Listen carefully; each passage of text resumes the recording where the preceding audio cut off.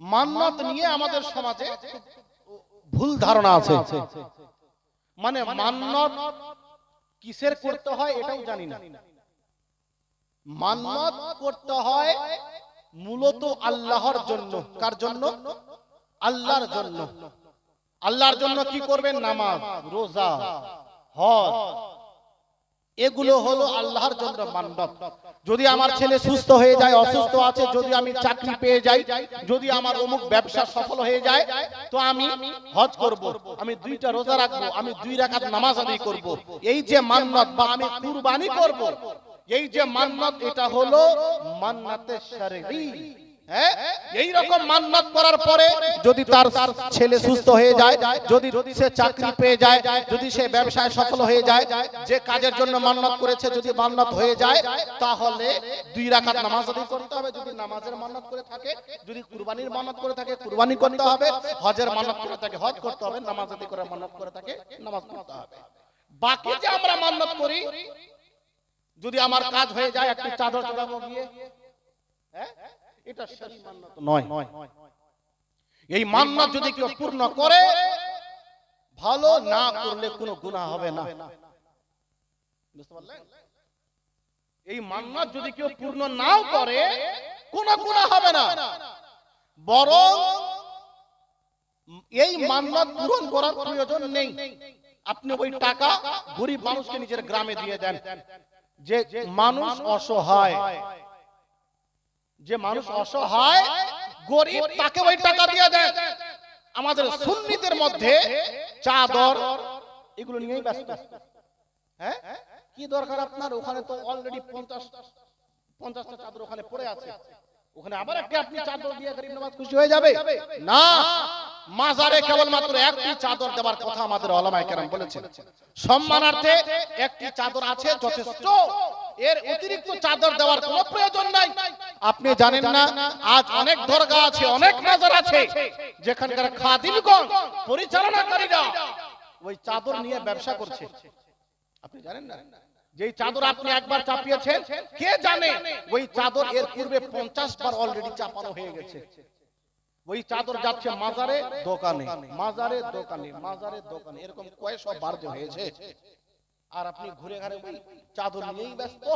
আপনি মনে করছেন চাদর চাপালেই গরিব নওয়াজ আমার কথা শুনে নেবেন। ভুল ধারণা। এজন্য ওই চাদরের মান্নত করার কোনো প্রয়োজন নাই। যদি আপনাকে, আপনার ইচ্ছা হয়, আপনি গরিব নওয়াজকে রাজি করার জন্য, মাকদুম পাককে রাজি করার জন্য গরিব মানুষকে ওই 1000 টাকা দিয়ে দেন, 500 টাকা দিয়ে দেন। কোন গ্রামে অসুস্থ মানুষ আছে, চিকিৎসা করাতে পারছে না, তাকে গিয়ে 1000 টাকা দিয়ে দেন। কারো মেয়ের বিয়ে লাগছে, অসহায়, তাকে আপনি গিয়ে 2000 টাকা দিয়ে দেন। গরিব নওয়াজ চাদর দেওয়ার থেকে বেশি, হাজার গুণ বেশি আপনার উপরে রাজি। সব গিয়ে ভিড় করছে চাদর নিয়ে। হ্যাঁ, এজন্য চাদরের মান্নত যদি কেউ করে নেয়, এই মান্নত পূরণ করা জরুরি না। যদি পূরণ না করে কোনো গুনাহ হবে না। একটি চাদর আছে, ওটাই যথেষ্ট। দ্বিতীয়ত বলে রাখি, আজ মাজারে গিয়ে যে খাসি জবাই করার মান্নত করেন, করেন না? আপনাদেরকে করে? মাজারে গিয়ে গরু জবাই করার মান্নত, ফাতিহা করার মান্নত, বা বাড়িতেই মিলাদ করার মান্নত, এই মান্নত যদি পূরণ করে তো ভালো। এই মান্নত, ফাতিহা, মিলাদ যদি পূরণ করে তো ভালো, আর যদি পূরণ না করে এখানেও কোনো গুনাহ হবে না। এটাও মান্নাতে শরঈ নয়, এটা শরীয়তের মান্নত নয়। এটাকে মিলাদ ফাতিহা করলে ভালো, না করলে কোনো গুনাহ হবে না। এটা না যে যদি পীরের দরবারে না গিয়ে খাসি জবাই না করি, গিয়ে খাসি জবাই না করি, যে মান্নাত করেছি, তাহলে আমার বাড়িতে কেউ মরে যাবে, হ্যাঁ, গরু মরে যাবে, কেউ অ্যাক্সিডেন্ট হয়ে যাবে। এই ধারণাগুলো আছে না নাই? এই ধারণাগুলো আছে। করতেই হবে, না করলে কেউ মরে যাবে। আর ব্যতিক্রমে যদি মান্নাত পূরণ করার আগে কেউ অ্যাক্সিডেন্ট হয়ে গেছে, তো আমাদের মধ্যে জ্ঞান না থাকার কারণে ওই জন্যই অ্যাক্সিডেন্ট হয়েছে। মান্নাত পূরণ করে, এটা ভুল ধারণা। কোন আল্লাহর ওয়ালি, কোন পীর আপনার ক্ষতি চায়, পীর সাহেব আপনার ক্ষতি চাইবে, কোন আল্লাহর ওয়ালি আপনার ক্ষতি চাইবে না। এজন্য এটা ভুল ধারণা যে এই মান্নাত পূরণ না করলে ক্ষতি হয়ে যাবে। যদি আপনি পারেন পূরণ করেন, ভালো, আর যদি না পারে, না করে, তো এতে কোনো গুনাহ হবে। বুঝতে বলেন মশলা? মান্নত দুই ধরনের, নামাজ, রোজা, হজ, কুরবানি। এগুলো মান্নত যদি কেউ করে পূরণ করতে হবে, না করলে গুনাহগার হবে। কিন্তু মিলাদ, ফাতিহা, মাজারে চাদর দেওয়া আর বাড়িতে মিলাদ করা, মাজারে মিলাদ করা, এই মান্নত পূরণ করলে ভালো, না করলে কোনো গুনাহ হবে, জোরে বলেন, কোনো গুনাহ হবে না, আর কোনো ক্ষতিও হবে না। আপনার কপালে ক্ষতি ছিল বলে ক্ষতি হয়েছে, যে মান্নত করেনি তার বাড়িতে ক্ষতি হয় না? কিভাবে ক্ষতি হলো তার বাড়িতে? তার বাড়িতে কিভাবে অ্যাক্সিডেন্ট হলো মানুষ? তো এটা ভুল কথা যে মান্নাত পূরণ করুন এই জন্য হয়েছে। কাওয়ালির মান্নাত যেটা প্রশ্ন করেছে, কাওয়ালি যে প্রচলিত কাওয়ালি, এটা সংখ্যা গরিষ্ঠ উলামায়ে কেরাম নিষেধ করেছেন। আমাদের ইমামে আহলে সুন্নাত আলা হযরত এই কাওয়ালিকে তবলা, ঢোল, বাজনা যে কাওয়ালি, এই কাওয়ালিকে সংখ্যা গরিষ্ঠ উলামায়ে কেরাম নিষেধ করেছে। এই কাওয়ালি এমনিতেই সঠিক না। যেই বর্তমানে যে কাওয়ালি হচ্ছে, আগে যে কাওয়ালি হতো সেই কাওয়ালির সিস্টেম আলাদা ছিল। ওখানে নাচানাচি ছিল না, ওখানে ডান্স ছিল না, ওখানে হারমোনিয়াম, তাবলা ছিল না, ক্যাসিও ছিল না। আর এখন তো ওই কাওয়ালির মধ্যে গান আর কাওয়ালি, যখন ছন্দ পড়া হয় না, যখন মিউজিক বাজে, ওই সময় যদি কেউ আসে ওই জায়গাতে, সে বুঝতে পারবে না যে গান না কাওয়ালি। ওই সময় তো একদম মিউজিক চলছে, তাবলা, হারমোনিয়াম আর আপনার কি বলে ক্যাসিও চলছে ওই সময়। তো এই যে মিউজিক, এটা শরীয়তের মধ্যে না যায়। এজন্য আগের কাওয়ালি আর বর্তমানের কাওয়ালির মধ্যে পার্থক্য আছে। আপনি এটা বলতে পারবেন না যে গরিব নওয়াজ কাওয়ালি শুনতেন। গরিব নওয়াজ কোন কাওয়ালি শুনতেন আপনি জানেন? ওই সময় তো এইগুলো জিনিস ছিল না। হ্যাঁ, তো এজন্য এই কাওয়ালিকে উলামায়ে কেরাম নিষেধ করেছেন।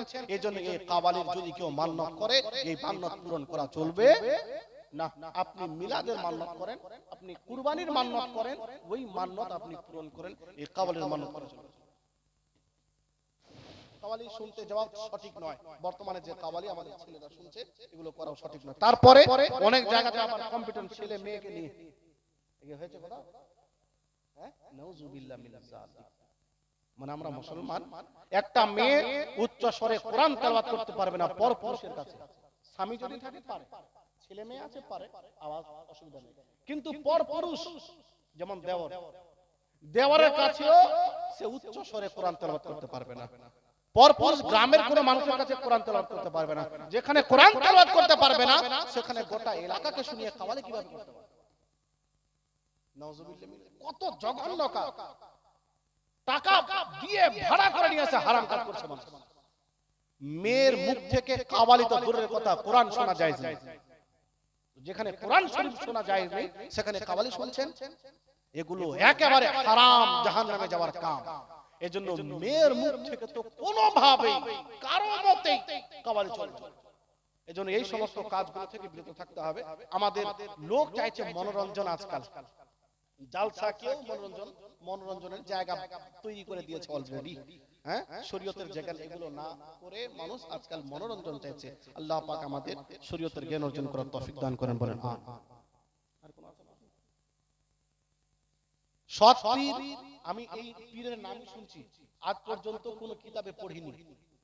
হ্যাঁ, আমি আমার মাদ্রাসাতে ওই সমস্ত ছাত্রদের পড়াই যারা মুফতি কোর্স করে। আলহামদুলিল্লাহ, আপনাদের দোয়া, যারা মুফতি কোর্স করে আমি তাদেরকে পড়াই।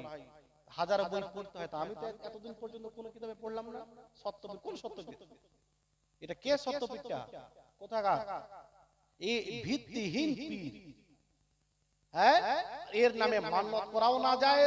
আর এই সত্য পীর কে? এটা কোন পীরকে আপনি সত্য পীর বলছেন? হ্যাঁ, যার কোনো অস্তিত্ব নেই।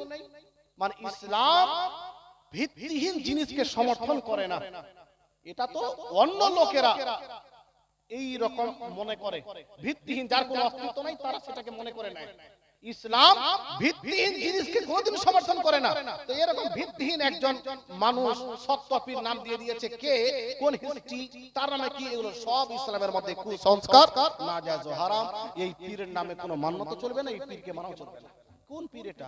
গরিব নওয়াজ কে মানেন, মাখদুম পাক কে মানেন, আলা হযরত কে মানেন, এগুলো হলো আল্লাহর পীর, নেক বান্দা, এদের সম্মান করুন।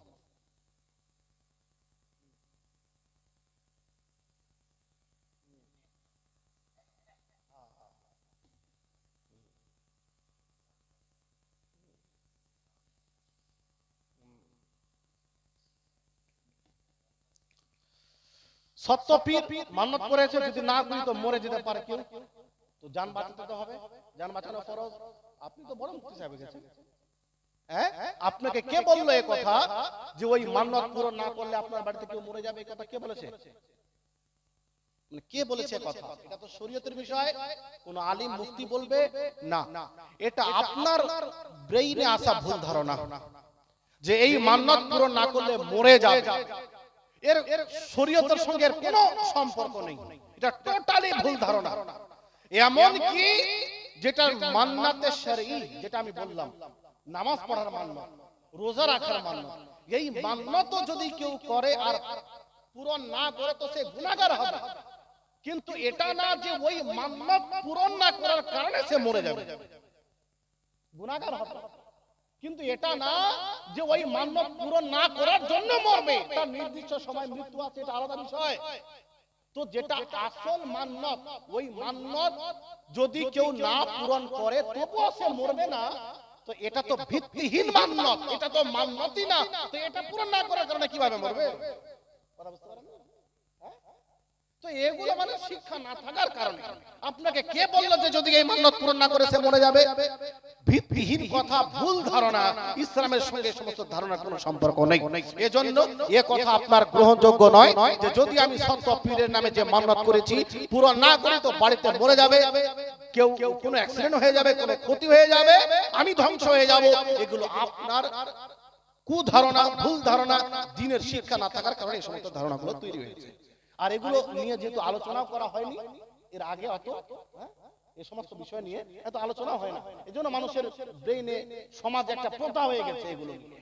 এজন্য এগুলো টোটালি ভুল ধারণা, এগুলো থেকে বের হতে হবে। মান্নতের বিষয়টা আপনাদের বলে দিয়েছে। মান্নত যখন করবেন, নামাজের মান্নত করবেন, রোজার মান্নত করবেন, কুরবানির মান্নত করবেন, এগুলো হলো আসল মান্নত।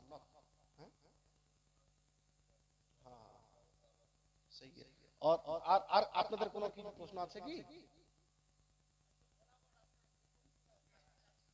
আচ্ছা ঠিক আছে, কালকে একজন মুফতি সাহেব আসবেন, উনাকে করবেন, সমস্যা নাই। যাই হোক, আল্লাহ পাক আপনাদের আমাদের সকলের উপস্থিতি নিজের দরবারে কবুল করেন। হ্যাঁ হ্যাঁ, অনেক অনেক প্রশ্ন আছে, অনেক প্রশ্ন আছে। আমি নিজের তরফ থেকে বলে দিই যেগুলো দেখতে পাচ্ছি। আজমিরে গিয়ে লোহা, তামা, পিতলের আংটি নিয়ে আসছে আর ওগুলো ব্যবহার করছে। মনে রাখবেন, লোহা, তামা, পিতলের আংটি পুরুষ মহিলা উভয়ের জন্য না যায়।